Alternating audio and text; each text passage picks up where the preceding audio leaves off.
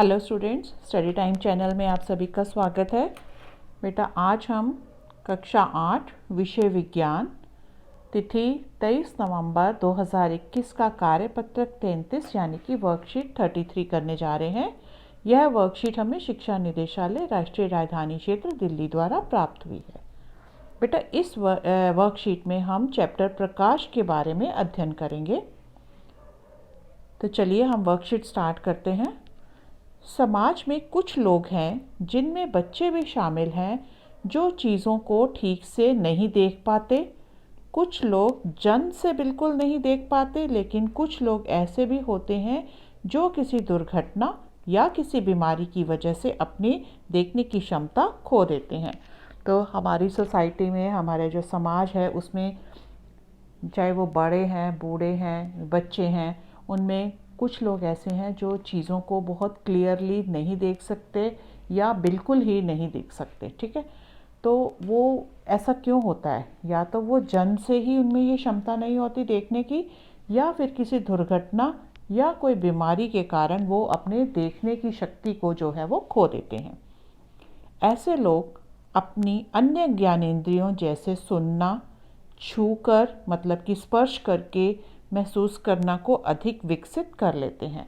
तो आपने देखा होगा कि जो व्यक्ति देख नहीं सकते, वो उनमें सुनने की या महसूस करने की क्षमता जो है वो बहुत अधिक होती है। कुछ ऐसे तरीके भी हैं जिनसे उनकी पढ़ने की क्षमता बढ़ सकती है। अब आपने देखा होगा कि पढ़ाई तो तभी होती है ना, जब आपके बुक आपको नज़र आती है सामने और आप उसको देखते हो और पढ़ते हो। लेकिन जो व्यक्ति देख नहीं सकते, तो वो पढ़ाई कैसे करते हैं? तो उसके लिए कुछ ऐसा तरीके जो है वो निकाले गए जिससे कि वो अपनी पढ़ने की क्षमता को बढ़ा सकें। तो ये कौन सी है? ये है ब्रेल विधि उन संसाधनों में से एक है। तो एक ऐसी विधि है जिसमें कि जो व्यक्ति देख नहीं सकता, वो उस विधि से क्या कर सकता है? पढ़ाई कर सकता है। कैसे? इस विधि में व्यक्ति स्पर्श वस्तुओं को पहचानने का प्रयास करते हैं। लुई ब्रेल ने, कौन से वैज्ञानिक था ये? लुई ब्रेल ने पहली बार इस विधि की खोज की, जो खुद एक नेत्रहीन व्यक्ति थे। एक व्यक्ति था लुई ब्रेल, वो खुद नेत्रहीन थे, मतलब उनको नज़र नहीं आता था। उन्होंने इस विधि की खोज की। सामान्य भाषाओं,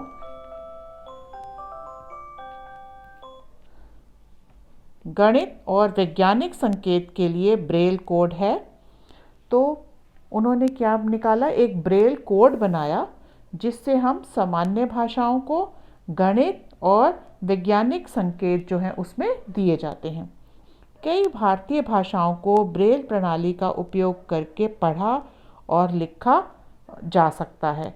तो कई ऐसी वो हैं भाषाएं हैं, हमारी भारतीय भाषाएं जो हैं, जिनको हम पढ़ भी सकते हैं और लिख भी सकते हैं। कौन सी विधि द्वारा? ब्रेल प्रणाली विधि द्वारा। इस प्रणाली में 63 यानी कि 63 डॉट पैटर्न या वर्ण है। ठीक है, जैसे वर्णमाला में आपके अक्षर होते हैं ना, इसमें क्या होते हैं? डॉट पैटर्न, या जिसको हम वर्ण बोलते हैं।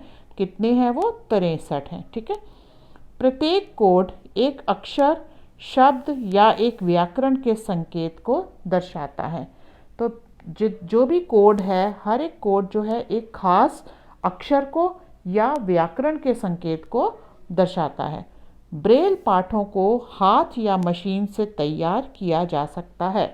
जो ब्रेल वाले लेसन्स बनते हैं, मतलब जो उनके पढ़ने के लिए, नेत्रहीनों के पढ़ने के लिए जो लेसन्स होते हैं, वो ब्रेल प्रणाली द्वारा बनाए जाते हैं। और ये ब्रेल प्रणाली में ये जो डॉट्स होते हैं, वो या तो हाथ से बनाए जाते हैं या फिर मशीन से उनको तैयार किया जाता है। आजकल टाइपराइटर जैसी युक्तियां तथा मुद्रण मशीनें विकसित की गई हैं। तो पहले तो ये था कि हाथ से की जाती थी या मशीन से की जाती थी, लेकिन आजकल ऐसे टाइपराइटर आ गए हैं और भी काफ़ी ऐसी नई नई चीज़ें आ गई हैं, जिससे कि हम ये ब्रेल प्रणाली जो है वो, उसके द्वारा हम पाठ जो है वो बना सकते हैं। क्या आप जानते हैं, नेत्रदान कोई भी व्यक्ति कर सकता है। आपको ये मालूम होना चाहिए कि कोई भी व्यक्ति जो है वो क्या कर सकता है? अपने नेत्रदान कर सकता है। नेत्रदान मतलब अपने मरने के बाद अपनी आँखों को दान कर सकता है। यह आँखों के रोगी के साथ कॉर्निया अंधापन से पीड़ित लोगों के लिए एक मूल्यवान उपहार है। तो इसमें क्या होता है, जिनका कॉर्निया के कारण अंधापन आ जाता है जिनमें, उनके लिए ये जो है एक बहुत बड़ा उपहार है कि अगर कोई व्यक्ति, मृत व्यक्ति जो है उसके, हाँ, वो पहले अपनी इच्छा जाहिर करता है कि मैं मरने के बाद अपने नेत्र दान करके जाऊंगा, तो जब मरने के बाद उसके नेत्र जो है निकाल लिए जाते हैं, वो नेत्र किसी कॉर्निया अंधापन से पीड़ित लोग जो हैं उनमें ये कॉर्निया डाल दिए जाते हैं, जिससे उनकी आंखों की रोशनी जो है वो वापस आ जाती है। अब नेत्रदान करने वाला व्यक्ति क्या क्या कंडीशंस हैं, कौन कौन कर सकता है नेत्रदान, ये बताया गया यहाँ पे। किसी भी लिंग, महिला या पुरुष का हो सकता है, ठीक है। तो कोई भी व्यक्ति जो है वो, चाहे वो महिला है चाहे वो पुरुष है, वो क्या कर सकता है, नेत्रदान कर सकता है। किसी भी आयु का हो सकता है, ज़रूरी नहीं कि वो छोटा है या बड़ा है या बुज़ुर्ग है तो वो बुज़ुर्ग व्यक्ति नेत्रदान नहीं कर सकता, ऐसा कुछ नहीं है।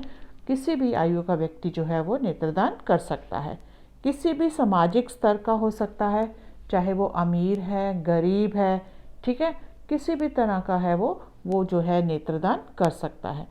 चश्मा पहनने वाला हो सकता है, तो ये ज़रूरी नहीं कि आप सोचो कि अगर हमें चश्मा लगा हुआ है तो हम नेत्रदान नहीं कर सकते। तो जो चश्मा लगाने वाला व्यक्ति भी जो है वो नेत्रदान जो है वो कर सकता है।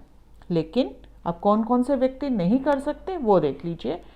एड्स, हेपेटाइटिस बी या सी, हाइड्रोलिसिस, ल्यूकेमिया, टेटनस, हैजा, मस्तिष्क अनुसंधान से पीड़ित व्यक्ति नेत्रदान नहीं कर सकते। तो ये व्यक्ति जिनको एड्स है, हेपेटाइटिस बी या हेपेटाइटिस सी है, हाइड्रोलिसिस है, ल्यूकेमिया के पेशेंट्स हैं, या जिनको टेटनस हुआ, हैजा हुआ है और कोई ब्रेन से उनको कोई संबंधित रोग है, तो वो व्यक्ति जो है नेत्रदान नहीं कर सकते। एक व्यक्ति जो आंखें दान करना चाहता है, उसे एक पंजीकृत नेत्र बैंक के साथ एक प्रतिज्ञा लेनी होगी और अपने जीवन काल के दौरान अपनी आँखों को विरासत के रूप में रखना होगा। तो जो व्यक्ति चाहता है कि मैं अपनी मृत्यु के बाद अपने नेत्र दान करूं, अपनी आँखें जो है वो दान करूं, तो उसको क्या करना पड़ता है, कोई भी रजिस्टर्ड मतलब पंजीकृत नेत्र बैंक होते हैं, वहाँ पे जाके एक प्रतिज्ञा लेनी होती है कि वो अपने आँखों का ध्यान रखेगा और मरने के बाद वो अपनी आँखें जो है वो दान कर देगा, ठीक है। तो चलिए अब आइए हम इसके जो प्रश्न हैं वो देखते हैं। पहला प्रश्न है, ब्रेल प्रणाली क्या है और यह प्रणाली किसने विकसित की। तो यहाँ पे ये देखिए, यहाँ तो ब्रेल प्रणाली पहले किसने वो की, लुई ब्रेल ने की, ठीक है, विकसित की। इस प्रणाली का उपयोग यहाँ से आप लिख सकते हो, ये देखिए इसका आंसर, ये पहले तो ये आ जाएगा, लुईस ब्रेल ने विकसित की और इस प्रणाली का उपयोग करके पढ़ा और लिखा जा सकता है। इस प्रणाली में 63 डॉट पैटर्न या वर्ण है और प्रत्येक कोड एक अक्षर, शब्द या एक व्याकरण के संकेत को दर्शाता है, ठीक है। तो ये हो गया आपका क्वेश्चन नंबर 1, यहाँ से हो गया ये क्वेश्चन नंबर 1। अब क्वेश्चन नंबर 2 क्या है, सही या गलत को चिन्हित करिए, ठीक है। तो सही या गलत को, महिला या बच्चे आंखें दान नहीं कर सकते, ये तो गलत है। महिला भी कर सकती है, यहाँ पे हमने पढ़ा, यहाँ पे ये देखिए, यहाँ पे ये कि किसी भी आयु का व्यक्ति कर सकता है दान, तो महिला हो, बच्चा हो, कोई भी कर सकता है।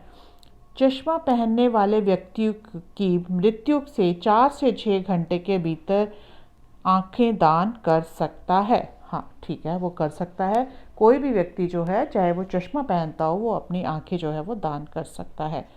नेत्रदाता किसी भी सामाजिक स्तर का हो सकता है, बिल्कुल सही है, हमने यहाँ पे पढ़ा था, ये देखो ये वाला पॉइंट। हाइड्रोलिसिस ल्यूकेमिया से ग्रस्त व्यक्ति नेत्रदान कर सकता है, ये गलत, क्योंकि यहाँ हमने क्या पढ़ा था यहाँ पे, ये देखिए कि यहाँ पे हाइड्रोलिसिस, ये वाला हाइड्रोलिसिस, ठीक है, हाइड्रोलिसिस और ल्यूकेमिया वाला नेत्रदान नहीं कर सकते, तो ये क्या हो जाएगा, हमारा गलत हो जाएगा, ठीक है। उसके बाद देखिए यहाँ पे नेक्स्ट क्वेश्चन, क्वेश्चन नंबर 3, हमें अपनी आँखें नेत्र बैंक में दान क्यों करनी चाहिए? तो उससे क्या होता है, अगर हम अपनी आँखें नेत्रदान करेंगे तो क्या होगा, यह कॉर्निया अंधापन से पीड़ित व्यक्तियों के लिए मूल्यवान उपहार होगा, ये वाला, ये आ जाएगा आपका क्वेश्चन नंबर 3, ठीक है। तो ये हो जाएगा आपका क्वेश्चन नंबर 3, ठीक है। इसी के साथ आपके सारे क्वेश्चंस जो हैं वो ख़त्म हुए और ये आपकी वर्कशीट भी समाप्त होती है। तो अगर आपको ये वर्कशीट अच्छी तरह से समझ आई है तो मेरे चैनल को लाइक और सब्सक्राइब ज़रूर कीजिए और बेल आइकन प्रेस कीजिए, ताकि आने वाली जितनी भी वीडियोस होंगे उनके नोटिफिकेशन सबसे पहले आपको आपके मोबाइल पर मिल जाएंगे। थैंक यू बेटा।